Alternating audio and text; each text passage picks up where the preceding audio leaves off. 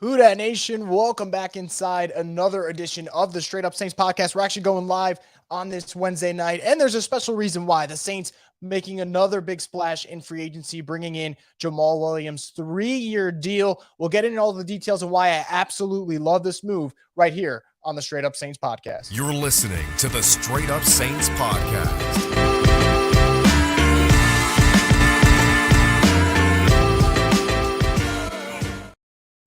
Once again, welcome back inside another edition of the Straight Up Saints podcast, which is presented by the Birdsall Law Firm, the official injury lawyers of Boot Crew Media, located at 918 Poydras Street by the Superdome. You give them a call at 504-523-5413. If you or someone you know has been involved in an accident, make sure you mention us on the way. That's Birdsall Law Firm, the official injury lawyers of Boot Crew Media. So I said it before. Saints made another splash. This time it's Jamaal Williams, and man, was this a position of need. We all love Alvin. We know what 41 brings to the table. But last year, even when Alvin had his great games, you felt as if the Saints were missing that complimentary back. You know, Mark Ingram, as great as he's been for the Saints, you know that he's not at that level anymore in terms of being an impactful player on the field. In the locker room, absolutely. On the field, not that same guy anymore. So how about bringing in Jamaal Williams, who was an 1,000-yard rusher and led the league in rushing touchdowns this past season with 17. It's an absolute slam dunk signing, in my opinion. And the numbers of the deal, 3 years, $12 million. It kind of seems like the Saints always hand out that contract to running backs not named Alvin Kamara. So I really do like this signing. It's not breaking the bank. You're adding an excellent personality to the locker room, but you're also adding a baller. And just to put into perspective how good Jamaal Williams was in terms of efficiency by the goal line and really giving you that pop. Like I said, he had 17 rushing touchdowns this past season. The Saints as a whole, they had 12 rushing touchdowns as a team. So Jamaal's going to be an upgrade to this unit. And now it kind of begs the question of, man, do the Saints inch closer in terms of contending? Now, it's March. I can't just sit here and be like, man, the Saints have really turned themselves into one of those teams that's in the upper echelon of the NFC. What I can tell you, though, is while teams are getting worse on paper and while teams are having a different approach in terms of how they're addressing this season and seasons to come, the Saints decided, hey, we're going to go for this again. And I will say this about last season. It did not go the way we thought it was going to go. 7-10. We're 4-9 at one point. Man, you're looking down the barrel and you're going, this looks terrible. Like, where is the light at the end of the tunnel? And I can't sit here today on March 15th and guarantee you, Saints fans, that they are going to turn the corner and they're going to be a contender. I can't guarantee that right now. Like, we have to see them in action because I liked last year's roster. What I do like, though, for the Saints is that once again, they see an NFC that is as a whole weak and they're saying, you know what? Let's make the moves. And the reason I like this, if this doesn't work, the Saints are going to get clarity. If the Saints aren't a team that's winning double-digit games and winning a rather weak division, I think you got your answer about the coaching staff. So what did they do this offseason? First, they improved the quarterback spot.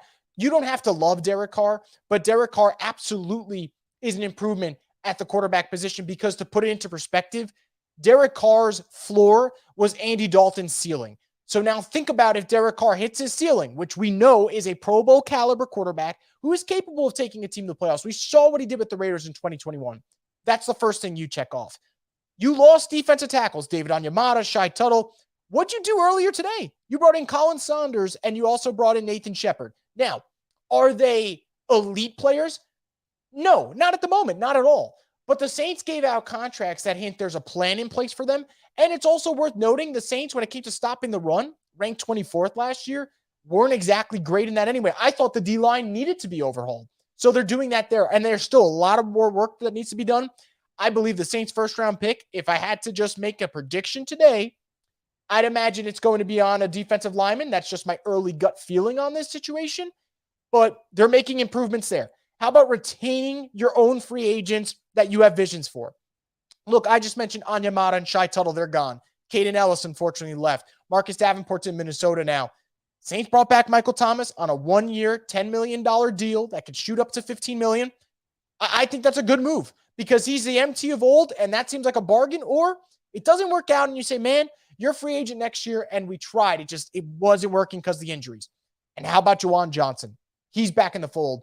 And he had another really good year in terms of taking that next step, over 40 catches, 7 touchdowns.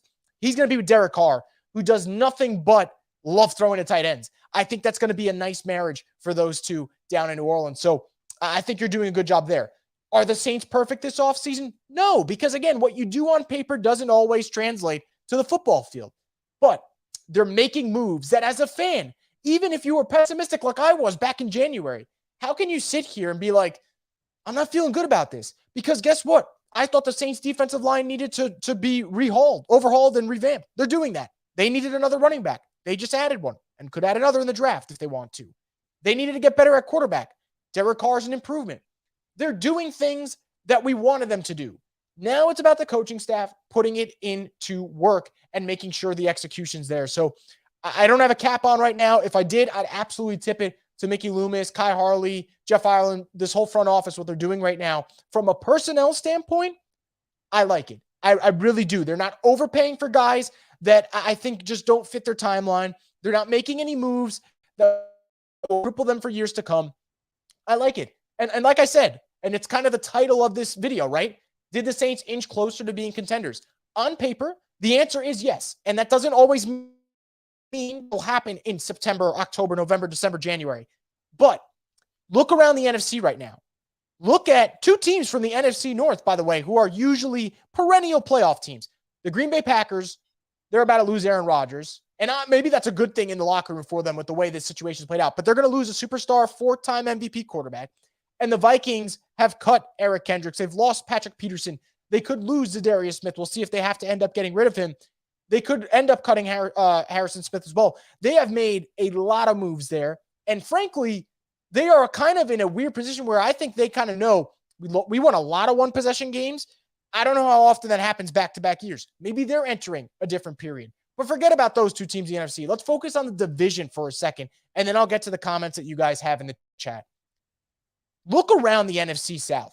You have the Panthers who, yes, they signed Andy Dalton. They made some really nice signings here and there. Hayden Hurst, Miles Sanders. I really particularly like Miles Sanders with their coaching staff. I think he's going to be a good fit. I think there are things to like that Carolina's doing. But Carolina kind of tipped their hand for next season because they traded for the number 1 pick. Got rid of this year's first, got rid of next year's first, got rid of a future second, got rid of DJ Moore to ensure they could get their quarterback. Now, in the long run, if they hit on that pick, who cares what they gave up? Because they'd have a franchise quarterback for years to come. So I absolutely love the idea of you go for it. If it doesn't work, woof. But if it does, you really feel like you're on top of the world. How about the Falcons? They're in this weird spot where they're spending on defensive players. Kaden Ellis, David Onyemata, Jesse Bates. But offensively, not improving. You go out and you get Taylor Heineke, so you have your veteran backup, but that signals that you're going to start Desmond Ridder. And it was so weird to me because Atlanta seemed like the perfect team to just go after Lamar, make a run. If they match your offer, they match your offer, but give it a shot. And they didn't. So it seems like they're kind of playing for future years. How about the Buccaneers? This one's fascinating to me. They go out and get Baker Mayfield, and you think, okay, maybe they're going to say Baker with their veteran weapons, maybe they can win the division. While that is still possible because, man, it's a bad division, you see that he got a 1-year, $4 million deal that can turn into an $8.5 million deal if he hits his incentives. That signals two things to me. One, they're not thinking that this is going to be some type of resurgence. This is bridge / maybe you be the backup for a little bit if we like what Kyle Trask is doing in training camp. So the Saints are, out of the 4 teams in the NFC South, not only the best team on paper, they're the only team right now that's signaled they're going for this. And this might be a mistake. We'll look back and we'll figure this out. But as of right now, if I had to pick teams that I feel good about making the playoffs, on paper, the Saints would be one of them. And Jamaal Williams, absolutely, in terms of helping you move forward in the right direction, how can you say he doesn't do that? You know? And I'll get to his comments, but I believe there's a Lions fan in the live stream here who's left some really nice comments about Jamaal Williams and what to expect from him. And I'll pull up his comments when I get to it in just a moment. But you got to be optimistic. And this comes from someone who was pessimistic a lot of times in January, definitely in December. And you always wonder what's going to happen. Well, they're going to go for it. And if it doesn't work, it doesn't work. But I do applaud them for making changes that we all said, please make. It shows that they're somewhat aware of the problems. Now it's about actually putting it into action.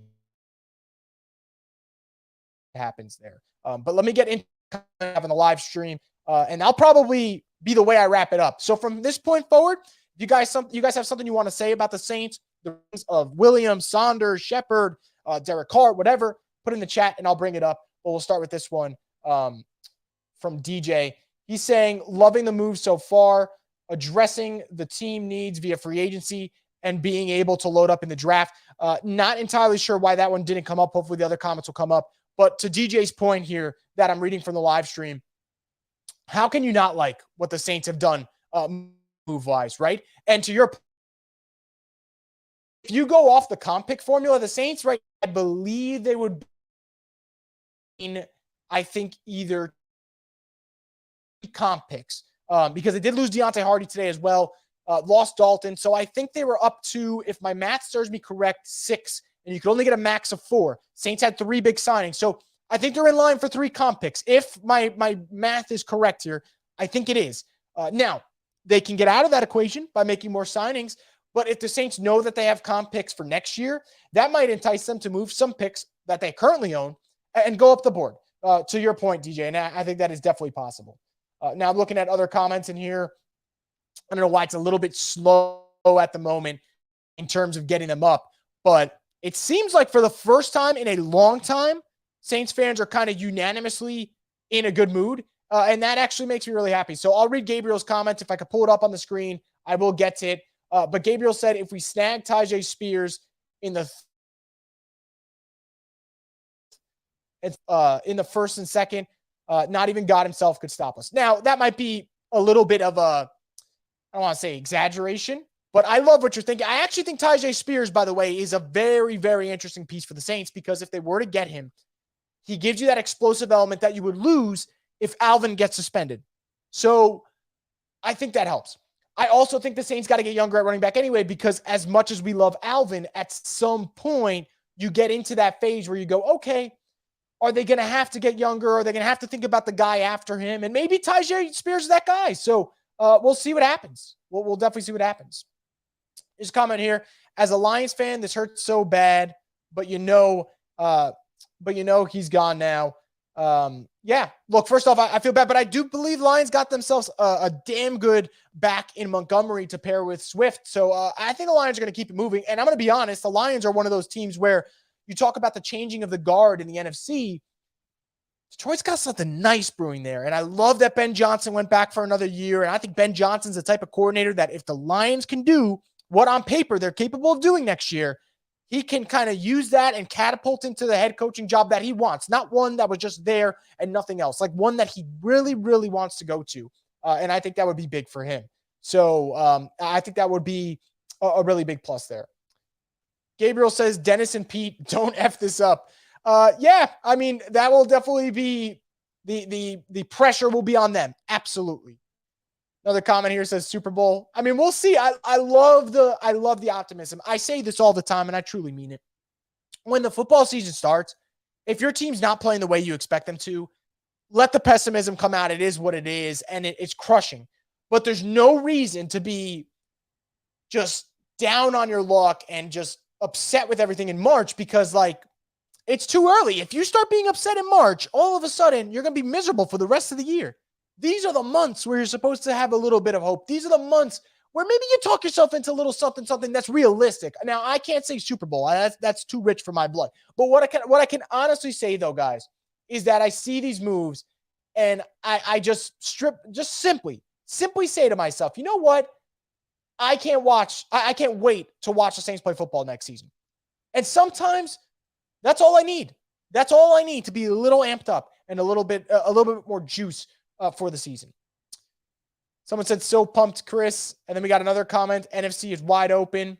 Yeah, it sure is. It sure is. And I think that is the beauty of going for it now. Now, the flip side is if it doesn't work out, then you're like, okay, pushed our chips to the center. We got to scale back. But like I said, the Saints have not gone overly aggressive where I go, man, if this doesn't work out, it's going to take 10 years to fix. No, they haven't really crippled themselves with a move yet. Like even Derek Carr's contract, if you look at the actual structure, it's really 2 years, 70, potentially 3 years, 100. That fourth year, I don't know if that's ever going to happen in terms of what the number's at, what it says is at. I don't think it's going to be concrete. So we'll see. Things can change. But that's why I'm kind of feeling somewhat optimistic today. I am tipping into delusional levels of optimism. I'd feel even better if we had good coaching. Well, he's neither here or there, but let's say the Saints had a Sean Payton right now.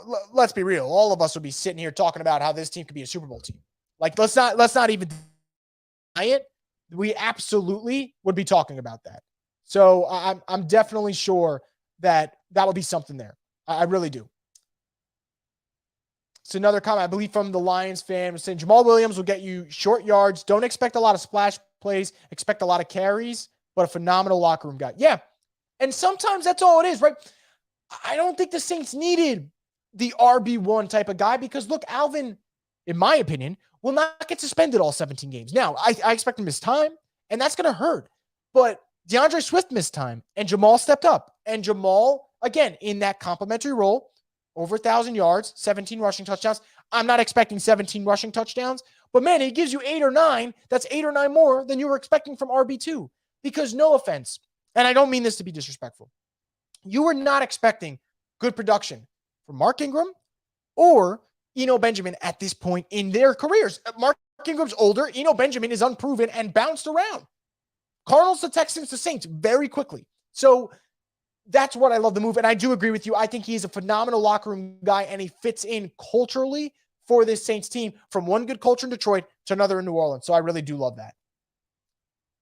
Next comment, we just need DA to let Carr handle the offense. Well, I do think that Carr and Pete, and boy, I've been on Pete's back when it comes to not loving certain things he does.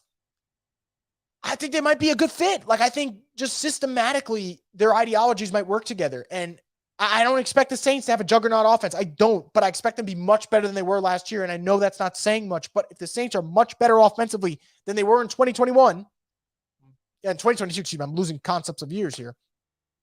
That will be enough to win the division.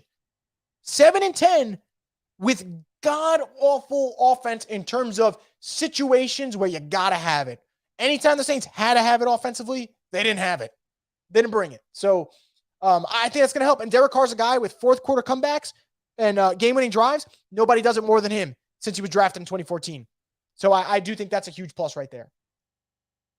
Absolutely no reason now for the Saints to have anything less than a top 10 to 12 offense. I'm going to be honest with you. First off, I do agree with that comment from Cooler Beats. I'm not going to be the whole beggars can't be choosers. I'll take top 15. I'll lower it even 3 spots. I'll take top 15. Top 15 with a top 10 defense. If that's what the Saints can put together, that's making the playoffs. Now, I do agree with you. Personnel-wise, Alvin, Jamaal, Taysom Hill, Juwan Johnson, Chris Olave, Michael Thomas, Rashid Shaheed. It's there. It is there. And you might add another piece. You don't know. So it's there. Now go make it happen. Go happen. We're not saying, turn water into wine. We're giving you what you need. Make it happen. Gabriel says, heard it here first. We're going to shock the world. Look, maybe little Juwan Howard vibes with that. We're going to shock the world comment, but we'll see what happens. Gabriel also says Nick Wright can kiss our black and gold behinds. I already had a rant about this. So if you're like, hey, Chris, are you going to blast Nick Wright here?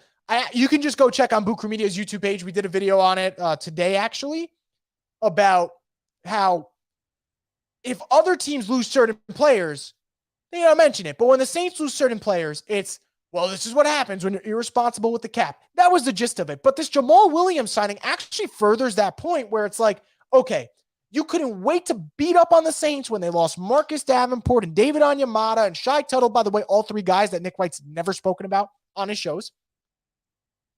But when the Saints signed Jamaal Williams, or the Saints signed Colin Saunders from Nick Wright's fan favorite Chiefs, or they get in Shepard from the Jets, I don't hear anything.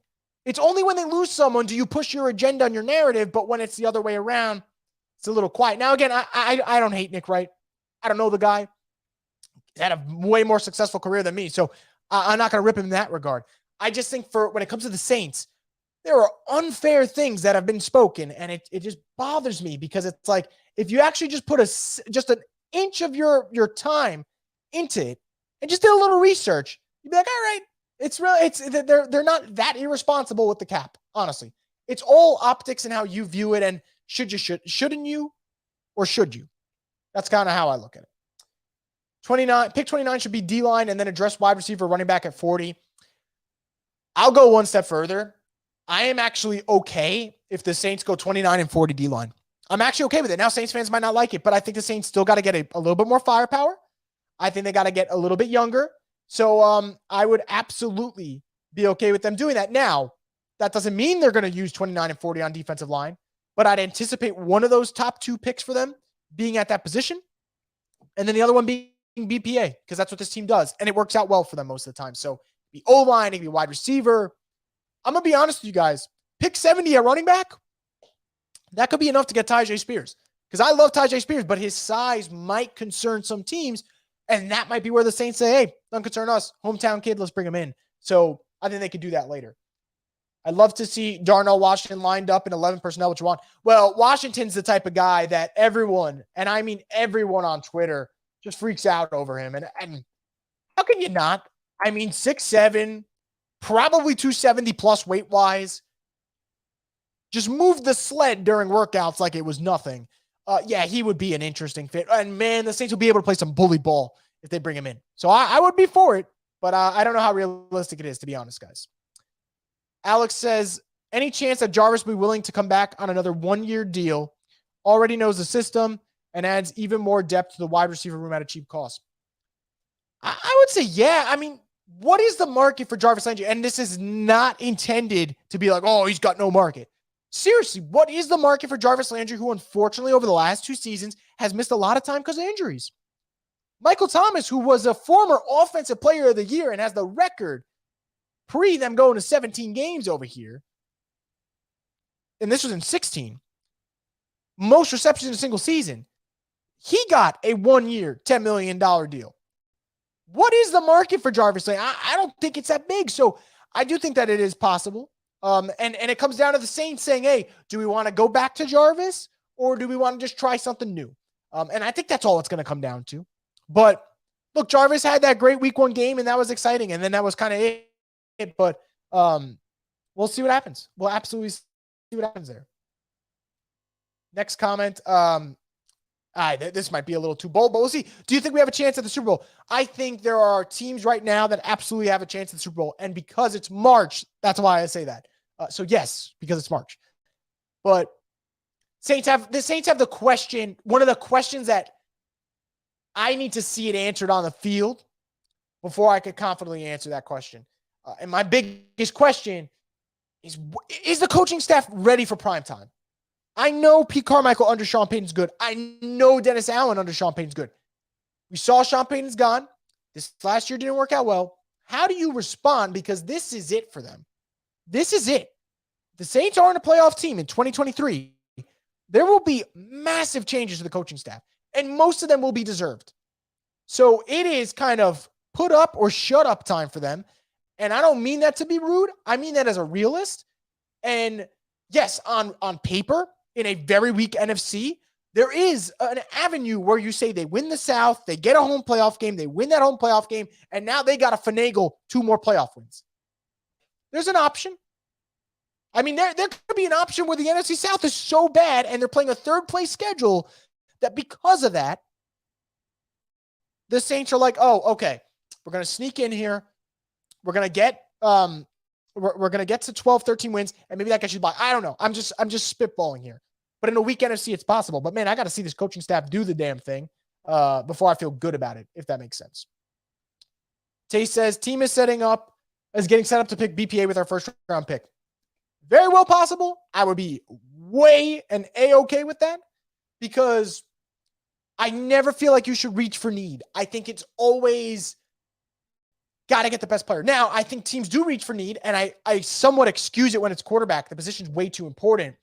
But for the Saints' sake, I mean, yeah, they could use another defensive lineman. They could use another wide receiver. They could use another offensive lineman. They could use another running back. They could use another, if they want another linebacker, they could use another safety. Like, they're not a perfect team. They're far from it. So I do agree, and I'll be totally okay with that. Christian says, I can't wait. Like reading the next comment too soon. Any chance we can sign CJ Gardner-Johnson or Darius Slay? First one, I think, is an absolute no. No knock on CJ. CJ's a baller. CJ's a great personality. But CJ and Dennis Allen clashed heads. And that's why he's gone. Like, there's just no way they'd be able to mend that fence so quickly, but also mend it with it being more expensive. You know, like, that's the other part of this whole equation, right? Like, the Saints would have to be willing to bring him back and pay him the money that they weren't willing to pay him. He would have to come back and accept less money than he was originally offered. So I don't see how that works out well for anyone. And for that, I would say no. As for Darius Slay, I would also say no on that. And the reason I say that is I think it would be bad asset management for the Saints to use whatever money they have left at cornerback when you have an elite of the elite in Marshawn Lattimore. And then on the other side, you're either going to have an emerging second-year player in Alontae Taylor, or you're going to have a potential bounce-back player in Paulson Adebo, who looked great as a rookie and looked terrible as a sophomore. Those are options, though. So I think the Saints can go other ways. Don't get me wrong. If they signed the Darius Slay, I can't hate on it. But he is 32. He's looking for guarantees. I don't think the Saints make sense for them. I'm going to be honest. Now, they're flashy names. Maybe 5 years ago, younger Chris would have made a mistake and said, hell yeah, bring me both of them. But I know what the Saints are trying to build, and I just don't think that would be the best asset management, either one. But those are great names, and I'm glad you brought them up. You guys are saying, I can't wait for next season. Some of you guys saying, let's go. Others saying, clue the front runners in the NFC South. I love the optimism because it's not exactly misleading. Slade says, love the running back move a lot. Got one starting defensive tackle in depth. Do we get any comp picks? So as of right now, great question, by the way. The Saints have lost. We're going to count on my fingers because sometimes math can get hard for me over here. Kaden Ellis, Marcus Davenport, Shai Tuttle, David Onyemata, Andy Dalton, and Deontay Hardy. Those are the 6 guys they've lost. They would factor into the comp pick formula. The Saints signed Shepard, they signed Saunders, they signed Jamaal Williams. So take 3 out. Technically, they're in line for 3 comp picks at the moment. That can certainly change. I believe it can improve. I'd have to check depending on a contract that people get, but the Saints don't really have any more premium free agents. Don't anticipate a big deal for Callaway. Don't anticipate a huge, absolutely huge deal for a guy like Blake Gilligan, a punter. So as of right now, it's 3, and it could be less, or it'll stay the same. But that's where it's at right now. Great question, though. Absolutely. Jamaal Williams and Alvin Kamara is just so OMG. I would agree. I would agree for sure. I love that pairing. First off, the energy is perfect because the one thing, again, not a knock on the player. When the Saints got rid of Mark Ingram, I think they kind of undervalued how important he would have been energy-wise and in the locker room for Alvin. Like, they bounced off each other so well. I fully expect Jamaal Williams and Alvin to just hit it off immediately. Like, you have 2 awesome personalities, 2 players that actually play different styles of football. I think it's going to work. I really think it's going to work. And if I'm wrong, we'll revisit this. I'll be like, oh, what an idiot Chris is on March 15th, getting all excited about Jamaal Williams. I really, really do think this is going to work. I really do. I absolutely do.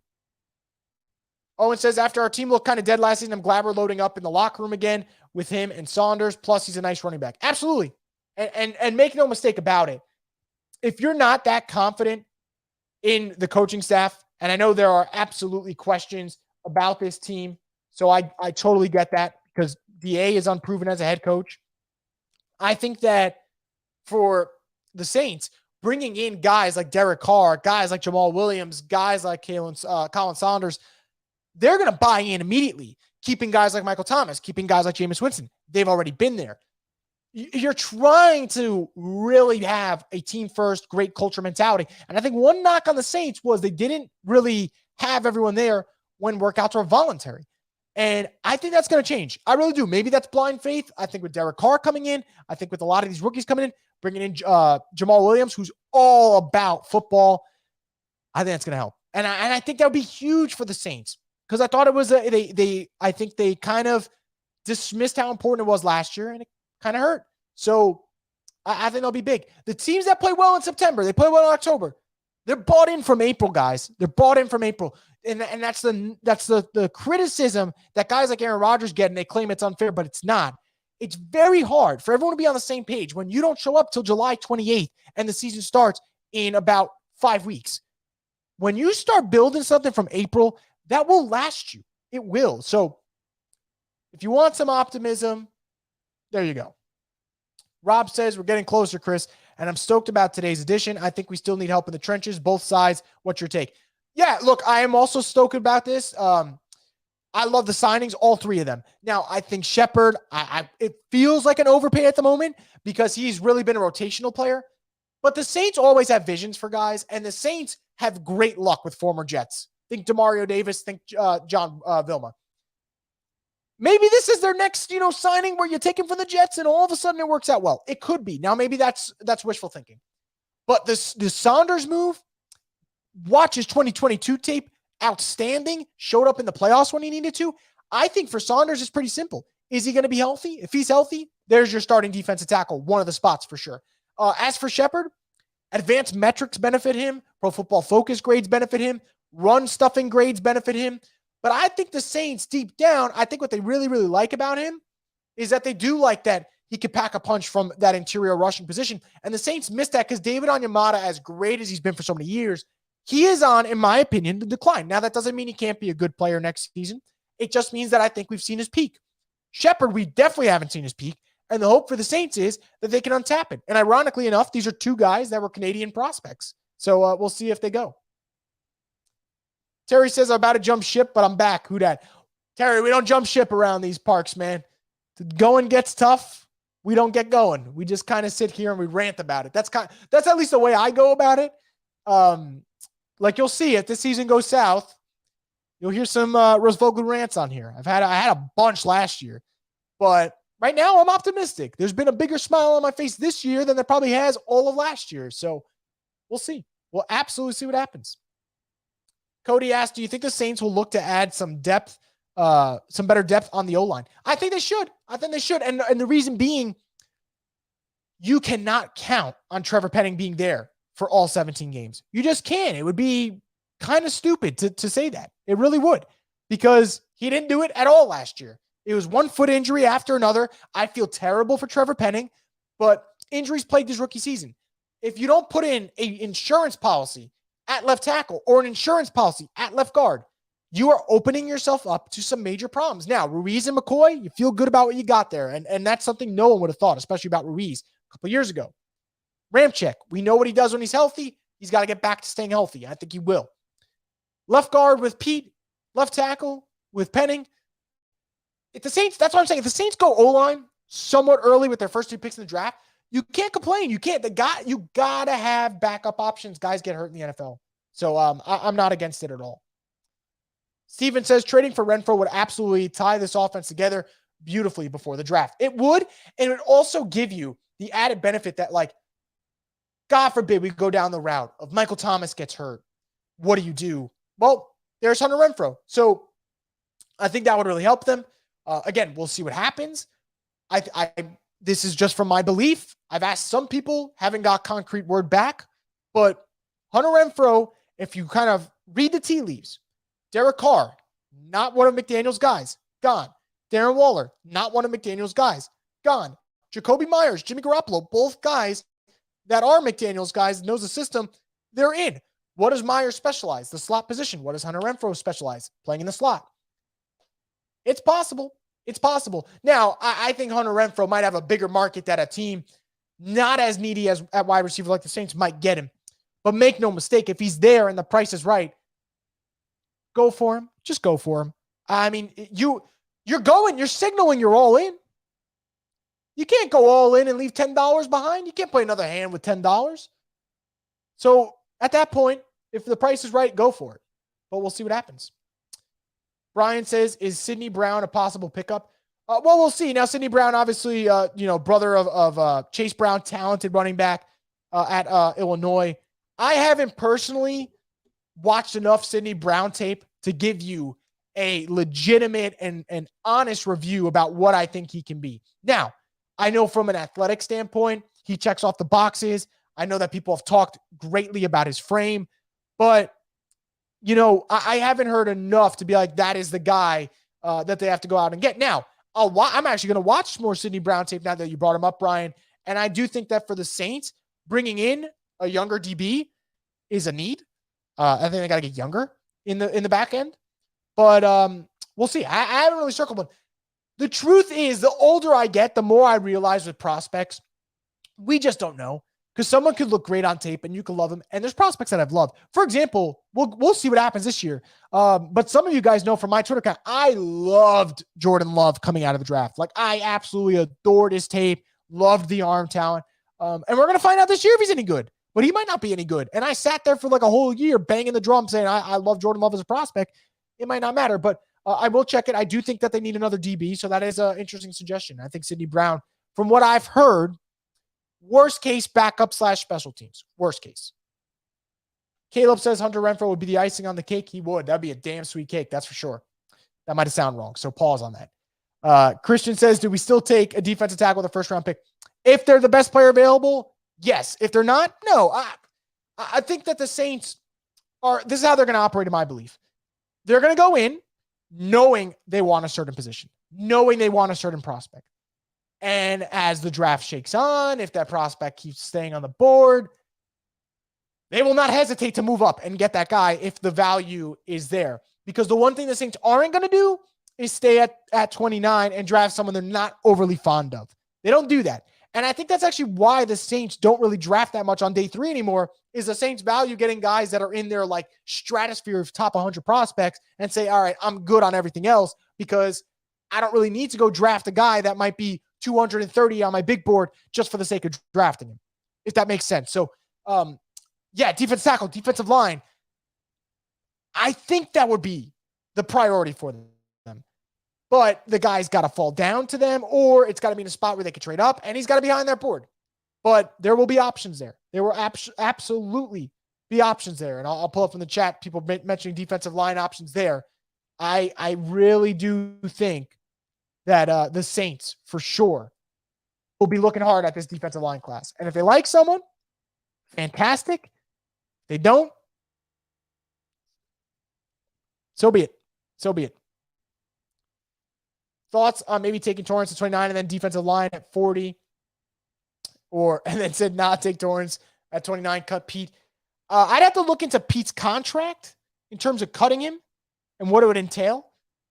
I would like the Saints to stop restructuring Pete's contract, though, because I think, and I love what they did this with Davenport, it's okay to improve your roster, but not be able to go full throttle because you got to take your medicine sometimes, once a year.